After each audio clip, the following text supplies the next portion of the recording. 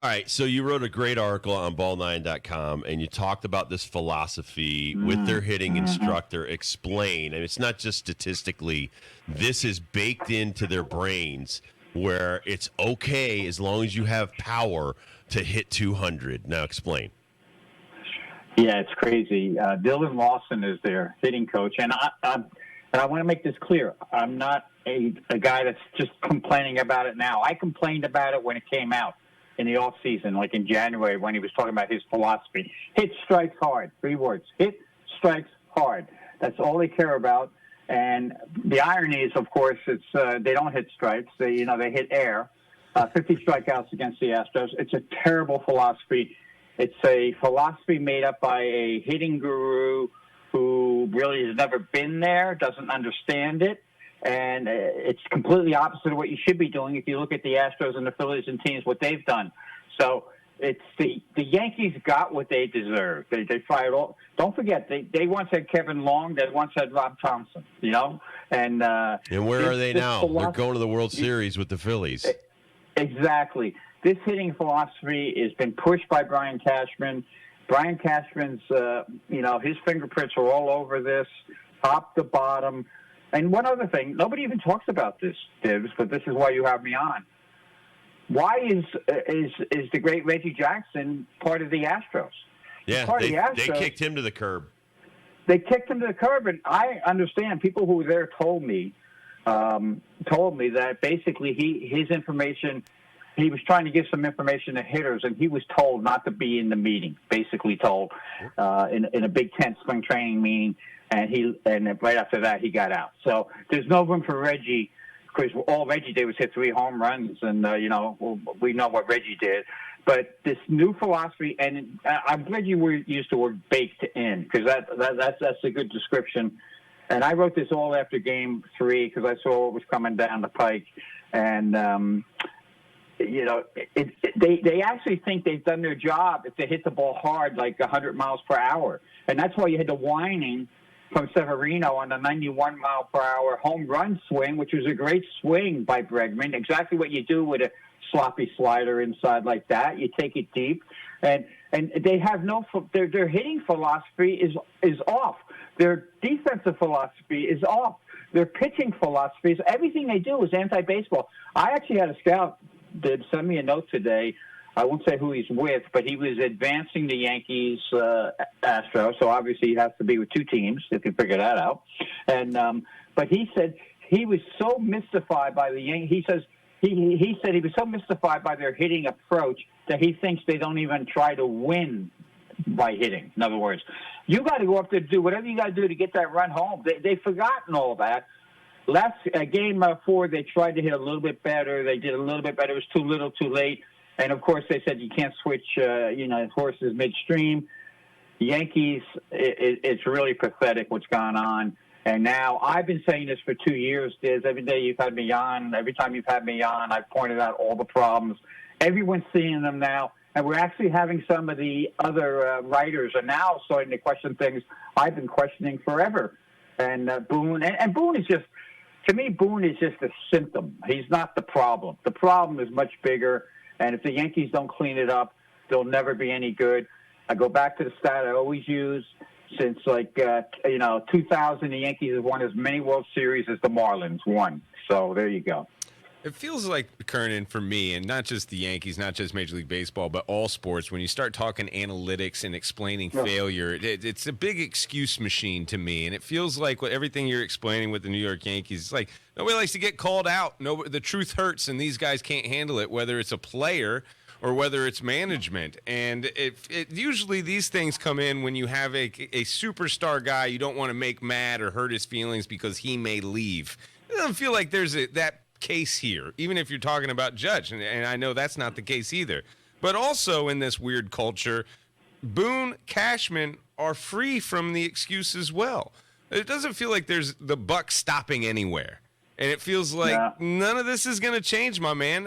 What are your feelings on Boone or Cashman or anything getting done where it's a shake-up where like, oh, gosh, we should have actually done baseball stuff instead of listening to these nerds in the analytic room the whole time? Well, first of all, the World Series managers are 2 baseball guys, Dusty Baker Rob Thompson. So you can't be an excuse maker. Boone he lost the clubhouse. He never had the clubhouse in my mind. Right. And how about the video of coming back from 2004 with the Red Sox did against the Yankees? So to fire up their players when the Yankees were essentially swept in 2004, because I was there when they won the first 3 games and lost the last 4. They decided to show the video from that 2004, and then they got swept again. 2022. And by the way, their mental skills coach, from what I've heard this for years, never calls any. It's all about, hey, feel good. You got to feel good. It's not your fault. You know what? And Dibbs can address this because he was a player. Players sometimes like to be called out. They like to be challenged. This whole, I call it the everybody gets a cupcake world, is for losers, Loserville. And also, one other point I want to make. When you guys had me on after the change, which you're already, I said Thompson's going to do a great job with this team. He's a baseball guy. So you really need that. You can protect your players. I'm not saying you rip them to shreds and stuff like that, but the Phillies love playing for Thompson. Harper loves it. The young kids like it. They were kind of ignored by Joe a little bit.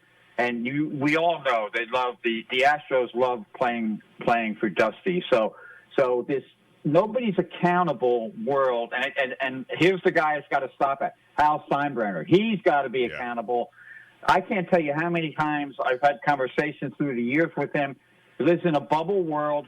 If you surround yourself with nerds and guys who make excuses, they keep their jobs no matter what. And we'll see who survives. We'll see if Cashman survives. And other people, to me, it's clear that Boone is gone. But we'll see if Cashman's gone too, because I really think, from a GM perspective, they have a lot of good baseball people like Tim Naring in that organization. And I haven't spoken to Tim in 2 years, to be honest. So don't think that Tim's feeding me information or anything like that.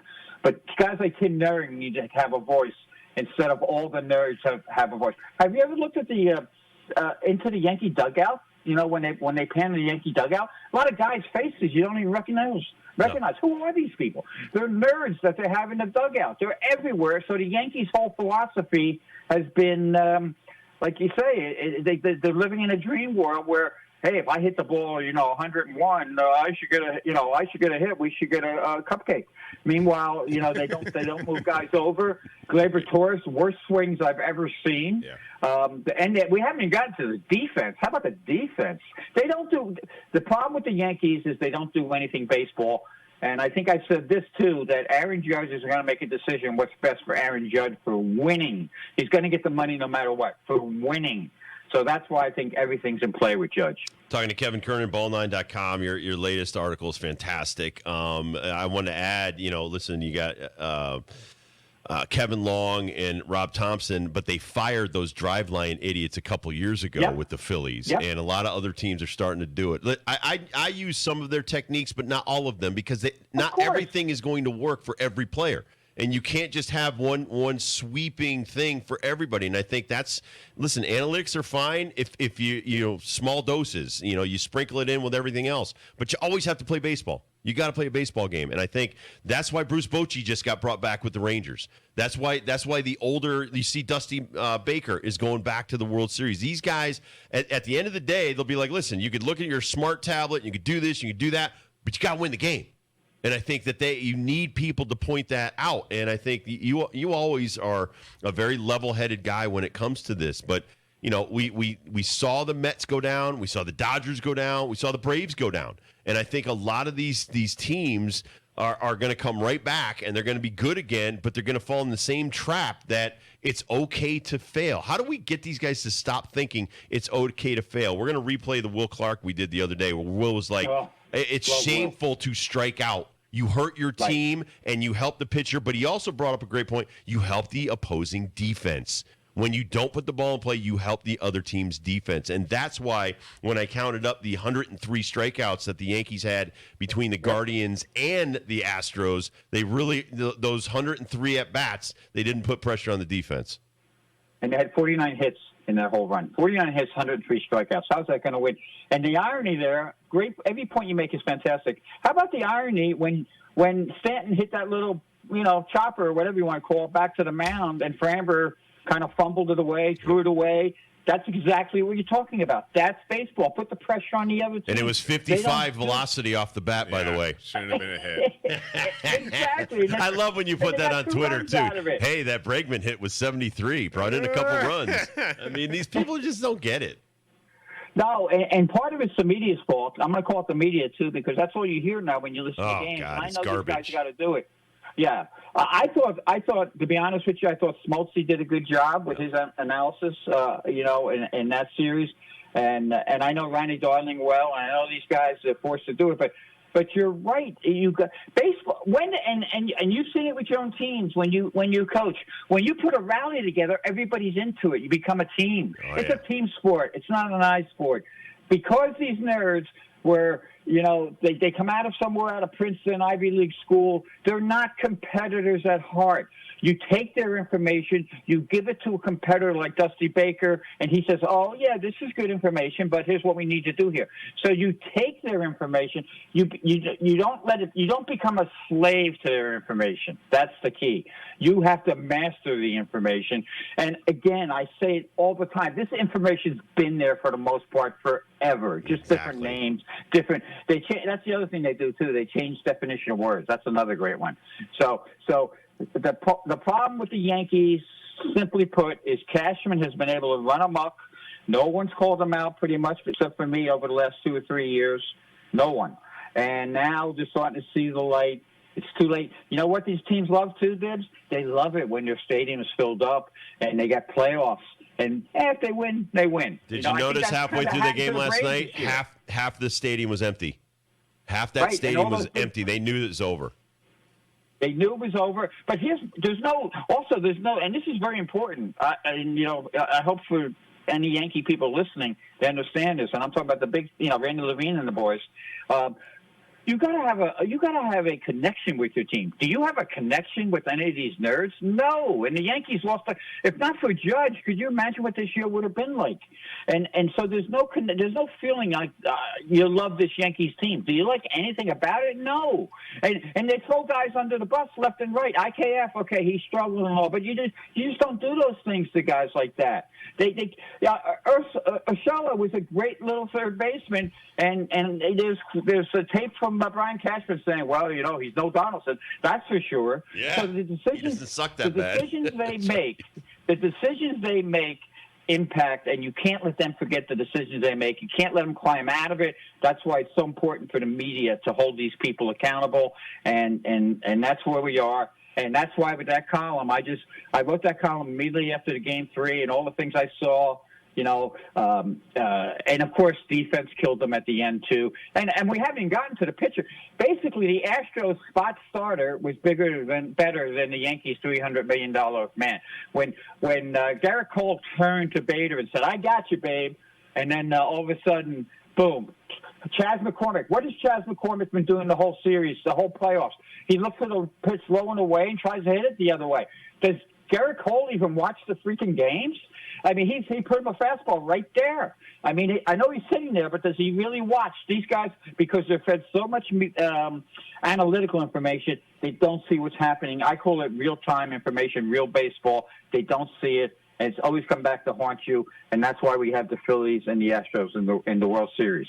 World Series starts on Friday. What about that series, sir? What do you think the biggest weaknesses of these teams are? Where could they fault to the other team taking advantage? Well, I think if I'm the Astros, I don't slider speed the Phillies bats. You know what I mean? I pump fastballs, man, and I spot them. I think if you give them slider speed stuff, the Phillies will take advantage. And, of course, Harper's having a phenomenal, 419, 5 home runs. Rhys Hoskins, if you look at every one of his home runs, and a scout told me this today, he basically laid over all the video of all the home runs, same pitch, middle, mediocre. You know what I mean? So if the Astros pitch, they should be able to control the Phillies. But the Phillies have that little Philly thing going, that toughness. That this is a grinder series. This is like a Philly sub. This is could get sloppy if you allow them to get in there. And you get they could be stakes. They could be stakes and win it. But I think the Astros have the pitching to beat them. The Astros, I do think the Astros are a little. I mean, Altuve's coming out of it a little bit. Alvarez. If you look at it, the Astros are where they are not only because they're good, but because the other manager was pretty mindless. Robbie Ray, that lost the whole series. Yeah. You know, Scott Service, you know, and I knew Scott as a player, a little bit arrogant, you know, like Dipoto, a little bit arrogant, thinking they could get away with this, didn't get away with it. Aaron Boone, decisions he made, you know, off the charts bad all along.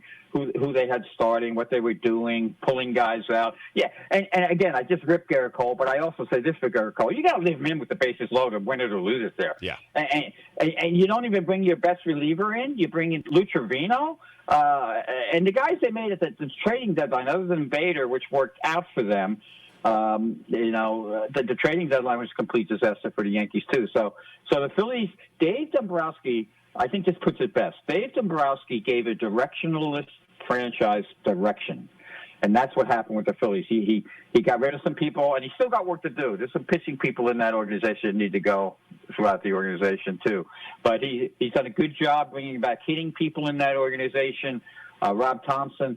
So he's given them direction. The Astros certainly. I think it's about time we give the Astros credit for not just being nerd, and I've never really referred to the Astros as a nerd organization. They're a baseball organization. I remember when Dan Radisson was there and guys like that, former Yankee hitting coach, minor league manager.